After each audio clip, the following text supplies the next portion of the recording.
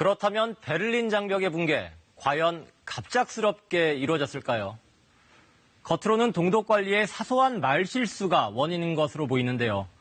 실상을 들여다보면 베를린 장벽이 무너지기 20년 전부터 동서독은 통일이라는 거창한 목표보다는 협력 관계를 발전시키는 데 집중해왔습니다. 꽉 막혀있는 현재 한반도 상황과는 큰 차이가 있는데요. 베를린 장벽 붕괴 30주년, 이번에는 장벽 붕괴와 통일까지 이어진 동서독 간의 접근을 통한 변화, 자세하게 살펴보겠습니다. 1945년 2차 세계대전의 종전으로 동독과 서독으로 분단된 독일. 1950년대 중반 이후 서독은 라인강의 기적이라 불릴 만큼 경제 부흥기를 맞았지만 동독은 이렇다 할 경제적 변화를 이뤄내지 못했습니다. 경제적 격차는 체제의 비교로 체제에 대한 불만은 이탈로 이어졌습니다. 그리고 1961년 마침내 동독 정부는 소련군의 지원을 받아 주민 도피를 막기 위한 장벽을 세우기 시작합니다. 베를린 장벽입니다. 갑작스럽게 세워진 장벽과 삼엄한 경비, 수많은 사람들이 졸지에 이산가족 신세가 됐습니다. 동독의 한 젊은 남녀가 결혼식을 올리는데도 서부 베를린에 있는 신부의 어머니는 경계선이 봉쇄되어 갈 수가 없고 그들은 다만 눈물로서 장래의 행복과 재회를 빌고 있습니다.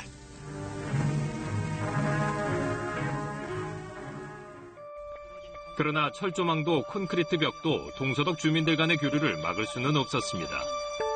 총을 든 군인들의 감시와 동원된 탱크 부대에도 동독 주민들은 끊임없이 탈출을 감행했습니다.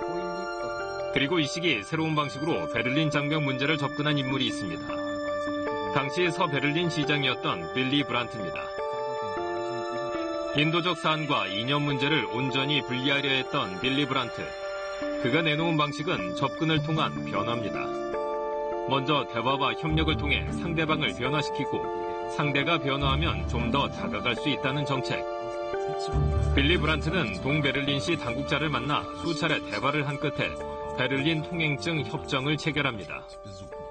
Nun wissen wir, dass das Weihnachtsfest für Hunderttausende Berliner in beiden Teilen der Stadt schöner werden kann.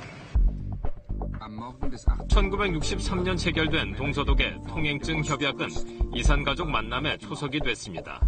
120만 명의 서베를린 시민들이 헤어졌던 동베를린 가족을 만나 크리스마스를 함께 보내게 된 겁니다. Wir wollen meine Schwägerin, die Schwester meines Mannes besuchen. Ja, ich möchte natürlich meine Mutter besuchen. Ich habe sie jetzt 2,5 Jahre nicht gesehen. 이듬해 동독 정부는 은퇴 고령자에 한해 서독의 친인척 방문도 허가했습니다. Die welche Kinder oder ihre Brüder, wen besuchen Sie jetzt? Ein Cousin. Cousin, ja. Und wie oft sind Sie zu Besuch nach West überhaupt? Kann man gar nicht sagen. Wir fahren immer nur mal so für einen Tag, also. 1969년 서독 총리에 오른 빌리 브란트는 동독과의 관계를 보다 유화적으로 이끌어냅니다. 그리고 1970년 특별 열차를 타고 동독 땅을 밟습니다. 분단 25년 만에 처음 만난 동서독 정상.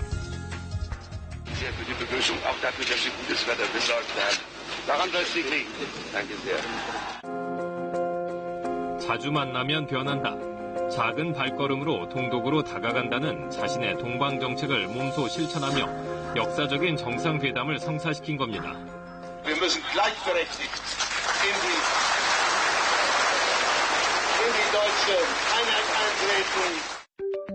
두 달 뒤 서독 카셀에서 열린 2차 정상회담. 동서독은 브란트 총리가 제안한 20개항을 바탕으로 동서독 기본조약을 체결합니다.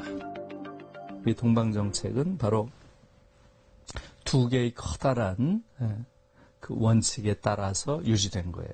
첫 번째는 접근을 통한 변화. 동독에 계속 접근함으로써 변화를 만들어 온다 하는 것이고요. 두 번째는 작은 발걸음 정책이라고 그랬어요. 지금 우리 이산가족처럼 그런 것들을 최대한 없애는 방식으로 작은 일부터 가장 인간적인 수준에서 서로 교류한다. 이런 방식을 일관되게 추진해 온 거죠. 기본조약이라는 단단한 기반 위에 우편, 통신, 문화, 과학기술 협정도 체결되면서 사람과 물자, 정보 교류도 대폭 확대됩니다. 특히 1976년 3월 우편 통신 협정이 체결된 후에는 연간 서신 2억 통, 소포 3,600만 건이 교환됐고 1,529개의 전화 회선이 유지되면서 거의 제한 없는 교류가 유지될 수 있었습니다. 1984년 KBS 취재진이 촬영한 서베를린 주민 율리 씨의 생활에서도 동독 가족들과의 전화 모습은 생생하게 포착됐습니다. Dann grüß mal schön. Ja, klar, gib mir mal. Na, das Alter habe ich ja nicht gesagt. Naja, klar. Außerdem geht's mit dem Alter wieder abwärts, ja? 경제 교류 역시 동서독 관계를 이어주는 중요한 연결고리의 역할을 해왔습니다. 양측 간의 경제 교류 규모는 연평균 약 75억 달러에 달했고 동독은 공식 거래 수지와 서독 측의 비공식 지원을 합쳐 연평균 23억 달러의 경제적 이익을 얻을 수 있었던 것으로 알려져 있습니다. 72년 기본협정 체결 이후 동독과 서독의 이 인적, 물적 이 교류가 상당히 활발했습니다. 그러다 보니까 양측 당국과 또 민간국 간의 신뢰가 형성되고 이것이 자연스럽게 이 동독인들은 서독에 대한 의존성이랄까요? 또 신뢰성 이것이 심화 확대됨으로 해서 89년 베를린 장벽이 붕괴되고 90년 통일된 데 있어 가지고 상당한 역할을 했다. 저는 그렇게 분석을 합니다. 교류가 확대될수록 정치, 경제적으로 자유와 번영을 향한 동독 주민들의 욕망도 커져갔습니다. 그리고 그 과정에서 서독 TV를 통한 정보 유입이 결정적이었다는 분석이 나왔습니다. 1972년 기본조약 체결 이후 방송, 언론 교류가 시작되면서 동독 정부는 주민들의 서독 TV 시청을 묵인하기 시작했습니다. 그러자 동독 주민들은 TV 앞으로 몰려들었고 통일 전인 1985년에는 동독 주민 94%가 서독 TV를 매일 시청하는 것으로 조사됐습니다. Tagsüber hat man sich mit DDR-Medien beschäftigt. Abends ab 19 Uhr war man Bundesbürger und hat die Westmedien geguckt. 그 파장은 엄청났습니다. 외부 정보를 손쉽게 접한 동독 주민들은 점차 체제에 대한 환멸을 느꼈고 동시에 서독과 자유세계를 동경하기 시작했습니다. 특히 1989년 동독 주민들의 집단 탈출 사태가 서독 방송을 통해 집중 보도됐고 이는 베를린 장벽 붕괴의 결정적 계기가 됐습니다. Ohne ARD und ZDF und deren Bilder, die das überall hinbrachten, wäre das nicht gelungen, denn es gab auch einen Ermutigungs- und Nachahmungseffekt durch das. 이산가족 통행증 협약으로 시작된 만남은 다방면의 교류로 이어졌고 결국 바깥 세상으로의 창을 열어둠으로써 동독 사회 스스로가 변화하게 된 것입니다. 그게 이제 동서독 간에 서로를 이해하고 화해하고 접근하는 데 큰 역할을 한 거죠. 우리도 그걸 배워야죠. 우리처럼 게다가 지금 이런 소위 이데올로기적인 대립이 너무나 심각하고 심지어 내전까지 겪어서 양쪽 진영에 증오라는 그런 감정이 남아있는 그런 상황이죠. 그렇기 때문에 민간 교류는 굉장히 중요하고요. 그러나 우리의 상황은 독일과는 상반됩니다. 2000년 정상회담으로 물꼬를 튼 교류는 정부의 정책 방향에 따라 부침을 반복하고 있습니다. 지난해 다시 한번 남과 북이 손을 맞잡았지만 1년 만에 답보 상태에 빠진 상황. 가장 시급한 일이자 교류의 첫걸음이라 할 수 있는 이산가족 상봉 문제도 제자리 걸음을 하고 있습니다. 남북은 지난해 9월 평양 정상회담에서 상설 면회소 개소와 화상 상봉, 영상편지 교환 등에 합의했지만 사실상 진전이 없는 상태입니다. 이런 가운데 북녘에 가족을 찾고 싶다고 신청한 이산가족 10명 가운데 6명은 이미 세상을 떠난 상황. 어쩌면 가장 가까이에 있는 통일의 첫걸음이자 먼저 풀어야 할 실마리를 놓치고 있다는 지적이 나오는 이유입니다. 북한은 이산가족 문제에 대해서 정치적인 접근해서는 안 됩니다.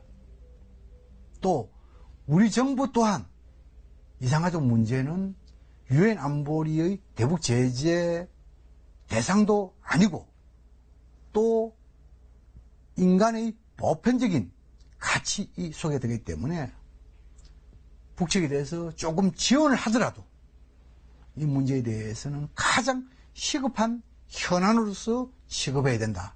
어쩌면은 우리 민족의 동질적 회복, 하나된 여기에 대해서 시작은 이산가족 상봉부터 될 수 있기 때문에 남북한 모두 빨리 당국간 회담, 적시대 회담을 열어서 이산가족 문제 해결에 지혜를 짜야 된다. 그런 생각이 듭니다. 브란덴부르크 문에 사랑과 평화의 메시지가 적힌 리본 3만 개가 바람에 흩날립니다. 그 안에 한반도 평화를 위한 바람도 담겨 있습니다. 30년 전 온몸으로 장벽 붕괴의 기쁨을 만끽했던 독일인들은 작은 첫걸음, 오랜 시간 쌓은 신뢰가 한반도의 장벽을 허물 수 있을 거라고 이야기합니다. Also Kontakt ist wichtig, dass man Kontakt hat. Und die Olympischen Spiele in Pyeongchang, das war so ein kleiner, da hat man gedacht, vielleicht passiert was. Das Überschreiten der Demarkationslinie der beiden Präsidenten, das waren so kleine Schritte, wo man gedacht hat, vielleicht passiert jetzt irgendwas. Also wir müssen uns bemühen, dass wir in der Lage sind, Vertrauen zueinander zu haben, dass wir miteinander kooperieren und nicht uns gegeneinander stellen. Dann wächst auch die Freiheit. Und das ist ein Element, das uns in den 40 Jahren des geteilten Deutschlands immer begleitet.